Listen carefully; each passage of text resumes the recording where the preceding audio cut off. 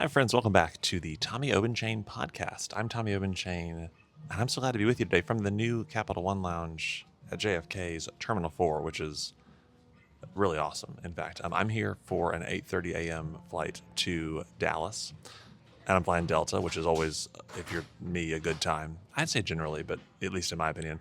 And so that meant that I get to see the new Capital One Lounge here at JFK, which has been talked up. And like any airport lounge, it can get busy. It's not right now, so it's like prime time at the lounge. Crowding in airport lounges, it's a topic we're going to talk about. But first, I'm going to have some coffee and a little bit of breakfast, and then we'll get into what actually we're here to talk about today on the show. So thanks for tuning in. Got a great episode ahead. And we got a great breakfast to eat. Real quick on the breakfast, maybe you're wondering, they've got espresso coffee. I'll put that in the review, which will be, fun if you're into espresso coffee, like a full send espresso machine, barista, like the whole gamut, which is pretty cool for an airport lounge. Definitely like makes this I'd say at least a level 3 lounge in my kind of very subjective, book of lounges, so to say. And then they've got great food to order, which is awesome. So I got this neat bagel sandwich. It's actually kind of packaged like to go, so I could go take it on the plane and eat it there, but I'm gonna eat it here. They're actually serving breakfast on the plane this morning, and I do want to enjoy that as well. So we're gonna have to pace it a little bit, maybe not.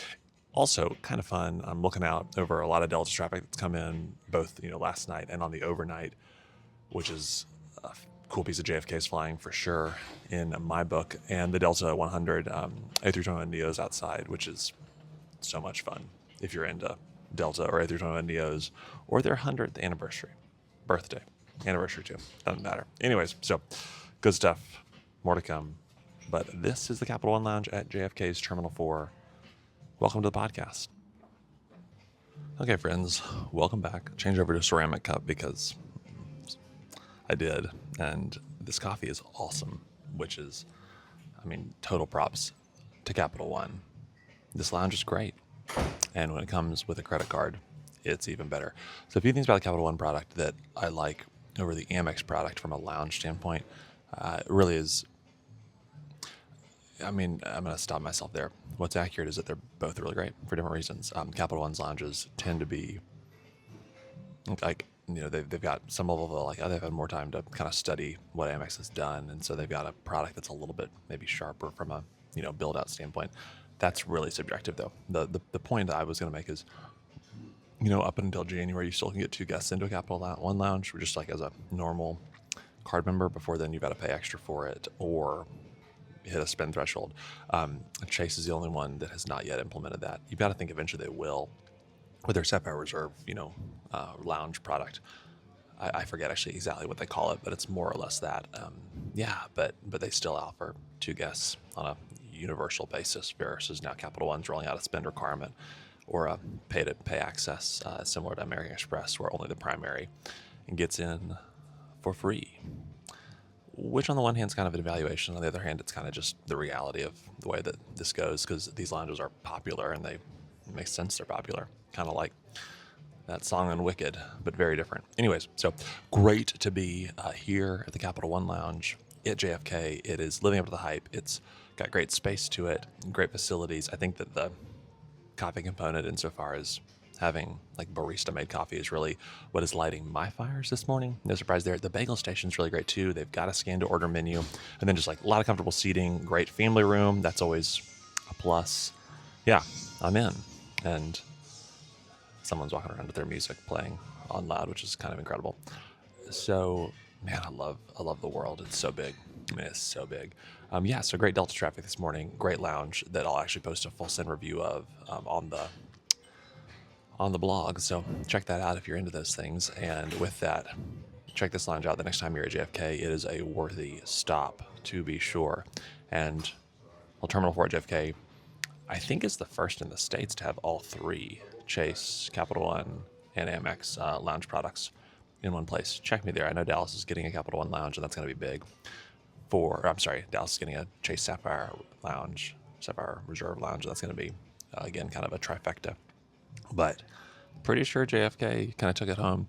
Also, this lounge is really neat, and then I'm going to stop talking about it because it's open 24 hours a day, so like it does not close, which is, cool if you want to come and hang out at 2 a.m. insofar as like it's open is concerned. It is interesting because there's not a ton of departures out of JFK from Terminal 4. I think it's from 2 to 5 in the morning. There's kind of a 3-hour window where it's like you have a couple of flights leave, and there are a couple. Like there's airports where there's none, but it's interesting that they chose to keep the lounge open just for those couple. And I imagine it's just the fixed costs were such that it wasn't terribly additive or at all, and yet it still gives them kind of a I guess you call it something of an edge. It's just interesting. I really would be kind of curious what the rationale was there. I'm a fan, to be sure, just different than what you see otherwise. So that's a fun fact on this lounge. With that, welcome back to the podcast. I'm so glad you're here. I'm so glad to be with you, and I'm glad to be trying a new format where we're out in the field and the wild recording this. So today I'm headed to Dallas. I'm on Delta. I've gotten an upgrade, which is always kind of a plus. Flying at 8 a.m. on a Saturday morning helps with that, to be sure. We're going to be on Delta's A320, I'm so sorry, A220, the smaller Bombardier, now Airbus jet in their domestic first class product. We've got breakfast service on board with Doe & Co., the caterer, which I would personally go as far as say Delta's got the best domestic catering in the United States of America, outside of, again, like more niche products like JetBlue and their Mint product. Anyways, so I'm really fired up. Was able to pre-order the meal, which is kind of I like pre-ordering and knowing what you're going to get. It gives you a little bit wider variety. It's a great way to manage inventory as well on an airline side. So way to go, Delta, for what has been a very easy experience getting here through Terminal 4. Also, great job, Port Authority of New York and New Jersey and the MTA. I digress. The point I'm making is that it's a good morning to be flying out of JFK, and it's a fun thing to have scored an upgrade, and I'm excited to see how the food is on the flight because, I like Delta's catering, and I think it's kind of cool to see how they'll do.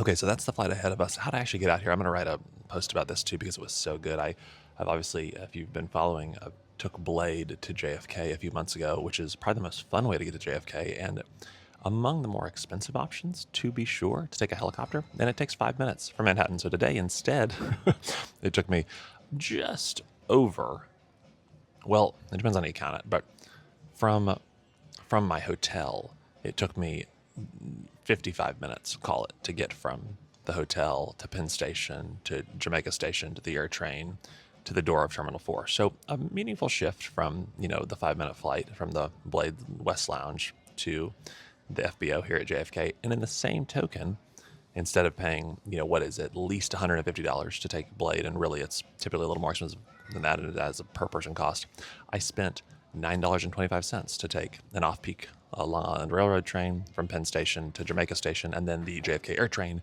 It was $4.25 to catch it from Jamaica Station to JFK, which is a little expensive, but I think that's kind of to be expected in airport world to a point. So great way to get to JFK, to be sure, and one that's kind of worth profiling because it was super easy. And if you're going into Midtown, the Penn Station is convenient to where you're headed in the city or thereabouts. Gosh, hard to beat. So way to go. Way to go you, dear listener, for joining me on this journey, and way to go New York. We're having actually it was a much easier way to get to JFK. Then I remember the last time I did that, I almost missed my flight. I just underestimated how long it was going to take. I think it took the E train from closer to Central Park area to Jamaica Station again on a Saturday, and then took the air train from there to back when United operated. This is a while ago. Out of, if I'm not mistaken, I forget what terminal United operated out of because I think it was Terminal 8, but it was before the new Terminal 8. Gosh, let's check some facts there. I think it was Terminal 7 actually, which I believe has been demoed. Who knows? I don't know, obviously. But the point I'm making is that it has been that was 2011. So 14 years ago, I was last on the air train from Jamaica Station. And I would say in these 14 years, I've gotten better at this a little bit. And I've gotten even better at giving myself more time. And that's a good thing. So growth, it's what we're doing here. It's what we're about at the Tommy Chain podcast, that and traveling well. So thanks for letting me tell you a story about the last time I rode the air train, and then this morning, and how great it was this morning. Okay, so that's where we are. You know where we're going. Those things are good. What's actually kind of the topic of today's podcast is what I'm excited about. I just want to change the channel a little bit. Obviously, we're highlighting deals and news in air travel world. That is what we're actually profiling in the blog and on the newsletter. But today I wanted to go just a little bit deeper into what would happen if Braniff had stayed in business. Because it is cool to walk around JFK and be like, good night, nurse. The airlines that are commanding this airport today were not the airlines that were commanding this airport. I mean, even 30 years ago, like, where is Eastern? Where is Pan Am? Oh, they gone. Delta just runs the show out of Terminal 4 and really has, if I'm not mistaken, the most prolific presence at JFK. But it's matched quickly by, not matched, but just competed upon by both JetBlue and American, then coupled with the litany of other airlines that are here, including Frontier, who's kind of making this very like small little, squeeze in entrance into the market, which is kind of novel, if nothing else. And where I'm going in that is you have all these airlines that were before it that just commanded this airport, and they are very much gone, like gone. And it's fun to think back on what if they weren't. And that's where I think of Braniff, not because Braniff had a big old presence at JFK, but they did have a presence here. And they were this juggernaut in the airline industry back before deregulation. They were based in Texas, thank you. And in that place, they just completely failed to adapt once the airline industry became deregulated in the 70s. And all of a sudden they were sitting there 747s like to far off places like Singapore. I mean, Braniff flew a 747 all the way out to Singapore, and allegedly no one was on it, but they got the route authorization out of Los Angeles, and it's deregulation. Everyone can fly everywhere. So what are we going to do? We're putting our orange 747s and we're sending them to Singapore. And like that's what Braniff kind of did post deregulation. The coherency of the strategy was really born around, hey, we've been here, and so we're not going anywhere. And as a result, they were literally eaten alive. And there's the whole picture is one that was really kind of initially like corporate bloat that then just collapsed into corporate decay. And then one of the executives at Southwest actually came over to like try to right size Braniff. And so they kind of had this like rallying point in the early 80s, like maybe Braniff in some form will survive. And they very much did not. It was the end of the story. Braniff couldn't pull out of what was just the tailspin they had entered into. And so as a result, they folded. There was a reboot that happened in the late 80s using Airbuses that were not painted orange, but instead were painted, a handful of other colors, and that didn't last very long. So you've kind of got this interesting story of this airline that was heralded as like this kind of, very forward thinking. They flew the Concorde for a time with British Airways and Air France. They painted planes orange, and they had this whole end of the plane thing. So like you had the orange 747s, but then they also had, blue and all these different awesome colors they would paint out their other aircraft in. There was just a very distinct airline. I think Amelia's, someone, maybe Pucci, some I don't know fashion that well or at all. But the point is that they had like uniforms that were designed by a very forward fashion designer in the 70s. I mean, they were as innovative as it comes from a brand and operation standpoint in the airline industry when it came, kind of outside in. And this is me looking back. I was not alive, so what do I know? Just what I read and what I hear about. But fun sidebar on that, my dad, his elementary school class got to go out and tour one of Braniff's new 747s when they were flying them out of Love Field back in the day. How neat is that? I know, it's so neat. Anyways, Braniff was amazing the way that you look at like Delta today. And the point is they're gone. So what if they hadn't? What if they had rallied? What if they had been forward thinking from a leadership standpoint? What if they had not had corporate bloat? What would have happened? Here are my three things I'd say about Braniff that are really like what I want to take home today. First, they would have led North Texas. American came in and swooped under Braniff's kind of collapsing airline and took all this real estate and all these routes and really built what is among the most valuable hub airports in the world at DFW Airport. Braniff would have seen and actioned on the growth opportunity that has been North Texas, and they had the first right of refusal at DFW. Had they had a forward-looking leadership team that had not invested so much in they just kind of, like Taj Mahal that was their corporate headquarters, etc., and instead really thought forward with where the airline industry was going, they would have taken DFW to levels that could have even surpassed what you see it at today with American.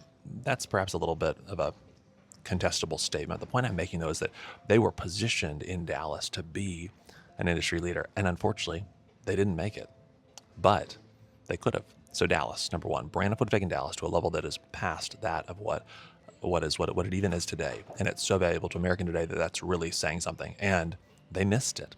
That's number one. So you would have seen a Braniff in Dallas that would have surpassed American and would have led DFW faster and farther as this leading hub. And then what would have occurred alongside that is the Braniff brand would have become more ubiquitous in the industry at large. And so as they were able to then take Dallas and then take their product forward from there, you would see them continuing to lead and their brand in markets like New York, buying out the carriers that didn't have the foresight to see it. Could you have seen a Braniff Pan Am merger? probably something where you're getting to kind of continue the historical arcs of these other airlines. But if Braniff had just thought long and hard enough about, hey, we need to build an actual airline and a product that people are going to continue to fly with through deregulation because we're competitive, not just because we existed, prolifically before this, then they would have been positioned to actually bring others into their brand. So I think you would have seen a massive Braniff presence in airports, notably like the New York City markets, whether that's here at JFK or over at Newark.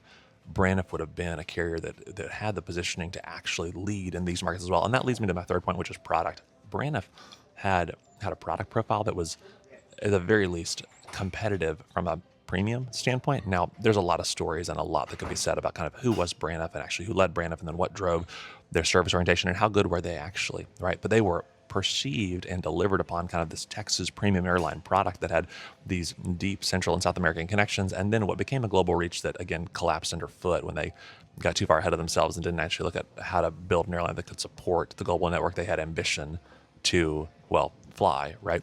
The point, though, is that product was a piece of their airline that wasn't overlooked by any measure, and in that, I think it's almost untold what Braniff's product could have done in the travel industry at large had they survived, because they were forward-thinking, they were immensely brand forward, and they were immensely brand invested in, really taking themselves past where they were. What am I trying to say? All I'm trying to say is that they were this kind of golden age airline that saw themselves as such, and that gives them this kind of foundation to say they could have really taken that to a level past even what we see today, in the likes of I'm going to look at Delta as kind of the brand leader in the U.S. industry. So I digress, because what's true is that you could look at Americans, kind of like their profiling out of the 80s and say, well, couldn't American have been that? Maybe so. In the same token, what you don't have at, I'm going to go as far as say American or Delta today, maybe it's going to be different at United, but United is functionally continental today insofar as like the actual airline's heritage is concerned. And I say that with a great deal of appreciation for United and for Continental and for both carriers past. Where I'm going to comment though on is just that with respect to each of the kind of three majors today, they're all airlines that were born out of mergers and kind of like the foundations that other carriers had really built. So like Delta's hub at JFK was a function of Pan Am's Worldport, and Delta really taking over that real estate and those route assets from Pan Am, right? Delta was not Pan Am, but Delta's kind of now built on the foundation of it. And that's where if you had seen one of these carriers, in our instance, Braniff, really build the through line, right, where they actually are the airline that not just existed in kind of like, the 70s jet age of air travel, but actually existed today, still in 2025, from a product standpoint, they would have at least had a foundation to think longer and harder and farther about what the airline actually meant, what the brand could have become, and holistically, how could a larger and more comprehensive kind of travel product be built than just what you see in the kind of the commercial aviation business? Now, a quick rebut to that is, well, Tommy, didn't they try that, and isn't that why they went out of business? Maybe so. But is it fun to think about? Yeah. And are there profit and losses that we're having to run this all against here in my speculation on the podcast? No, not right now at least. But, just yes. Yes, Braniff could have been something really amazing.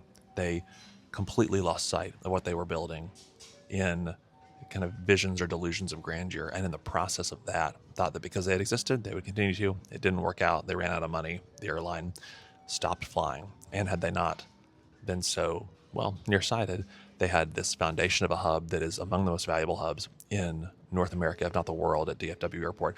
They would have been positioned then to make strategic acquisitions to actually own real estate in markets that are even more burgeoning and stronger, and undeniably, like coastal markets, notably New York City, as you saw Eastern and Pan Am come to fold here. And then finally, they're this through line of an airline that coming out of the jet age, then into the 80s, the 90s, and now today could have been a brand that carried, air travel farther and stronger than what you see in even the most innovative brands today. What does that all mean? I think it means more than nice business class lounges. I think it could have meant a host of different innovations that we just don't yet see in the airline industry because we've been very tied to limitations that are pretty forthright, like the variable price of fuel, but are unfortunately not the exciting stuff to talk about. And in that, history's played out as it's played out. I'm going to try this again at another point. It's been very fun to get to kind of give a little bit of at least rambling pontification on what could have Braniff become. So thanks for listening. If you've got a suggestion for the podcast, will you write it in? I want to hear from you. I'm grateful for your not just listening, but for getting to fly here with you. I'm Tommy Obenchain. This is the Tommy Obenchain podcast. I need to get on my plane to fly to Dallas, so I'll catch you in the next one. Until then, seriously, thanks for flying with me.